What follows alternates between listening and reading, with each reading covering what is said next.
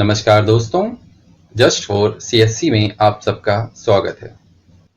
अपने आज के इस वीडियो में हम जानने का प्रयास करेंगे कि आखिर वह कौन से कारण थे जिनके परिणाम स्वरूप छठी शताब्दी ईसा पूर्व में भारतीय उपमहाद्वीप पर अनेकों नवीन धर्म सामने आए, जिनमें बौद्ध धर्म और जैन धर्म का विशेष योगदान है। चलिए देखते हैं उन कारणों के बारे में।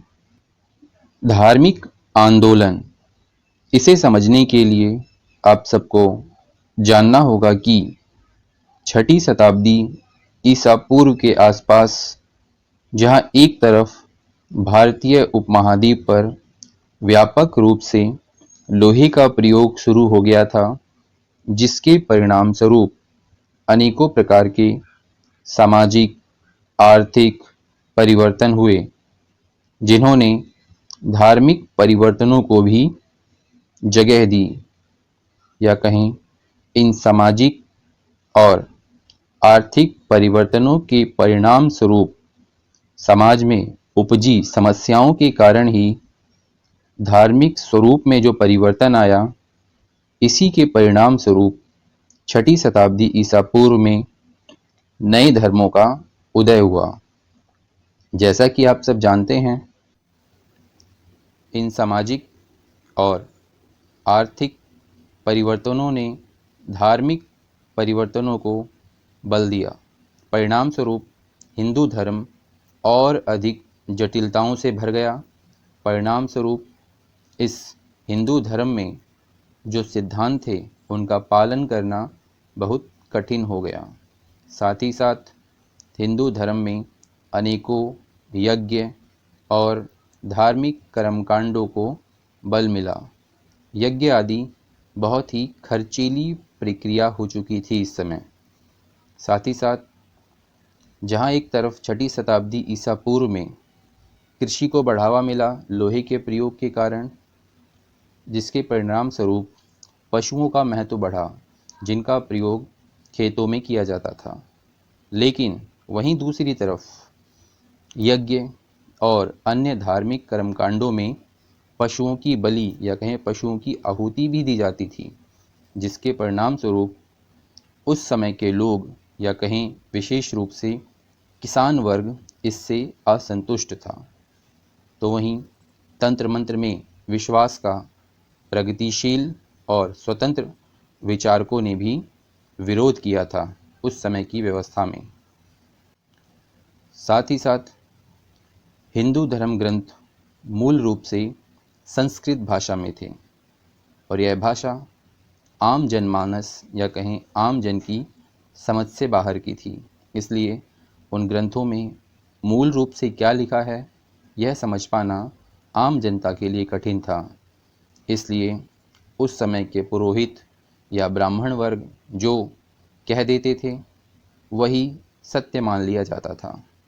साथ ही साथ छठी शताब्दी ईसा पूर्व में प्रचलित जाति प्रथा ने निम्न वर्ग के लोगों का अति शोषण किया, जिससे निम्न वर्ग के लोग तंग आ गए और वे लोग समाज में सम्मान और समानता चाहते थे। साथ ही साथ इस समय महिलाओं की दशा में भी गिरावट आई और साथ ही साथ शूद्रों, इन दोनों से अनेकों अधिकार छीन लिए गए थे, या कहें इन्हें अनेकों प्रकार के अधिकार नहीं दिए जाते थे। इसी के साथ आप सब यह भी जान लीजिए कि इस समय जहां एक तरफ क्षत्रिय वर्ग का महत्व बढ़ा था, लेकिन फिर भी उसे समाज की वरीयता क्रम में ब्राह्मणों के बाद दूसरा ही स्थान मिलता था, जिसके परिणाम स्वरूप क्षत्रिय वर्ग भी असंतुष्ट था। तो वहीं कृषि और व्यापार में वृद्धि से वैश्य वर्गों की स्थिति में सुधार हुआ। वैश्य वर्ग छठी शताब्दी ईसा पूर्व के आसपास का एकमात्र ऐसा वर्ग था जो कर देता था, या कह सकते हैं कि अन्य तीनों वर्गों के लिए धन एकत्रित करने का काम वैश्य वर्ग का ही था।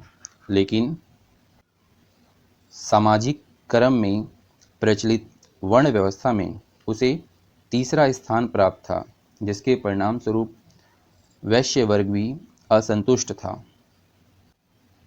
इतना ही नहीं, हिंदू धर्म या कहें ब्राह्मण धर्म में 6ठी शताब्दी ईसा पूर्व के आसपास कर का लेन देन पाप माना जाता था। इस वजह से वैश्य वर्ग अपने अधिक धन का सदुपयोग भी नहीं कर पाता था। परिणाम स्वरूप ब्राह्मणीय व्यवस्था के विरोध में लोगों का स्वर तीव्र हो गया। तो ये कुछ महत्वपूर्ण कारण थे या कहीं समस्याएं थीं, जिनके परिणाम स्वरूप 6ठी शताब्दी ईसा पूर्व के आसपास नवीनतम धर्मों का उदय हुआ। इसी कारण हम कह सकते हैं कि 6ठी शताब्दी ईसा पूर्व में सामाजिक और धार्मिक आंदोलनों के परिणाम स्वरूप अनगिनत धर्म सामने आए। ऐसा माना जाता है कि इस समय बौद्ध ग्रंथों के अनुसार लगभग 62 संप्रदाय सामने आए थे या कहें 62 संप्रदायों का उदय हुआ था। तो वहीं जैन ग्रंथों के अनुसार लगभग 370 संप्रदायों का या धर्मों का उदय हुआ था। इन अनेकों धार्मिक संप्रदायों या कहें धर्मों में से बौद्ध धर्म और जैन धर्म जनता में सर्वाधिक ख्याति पाने में सफल हुए।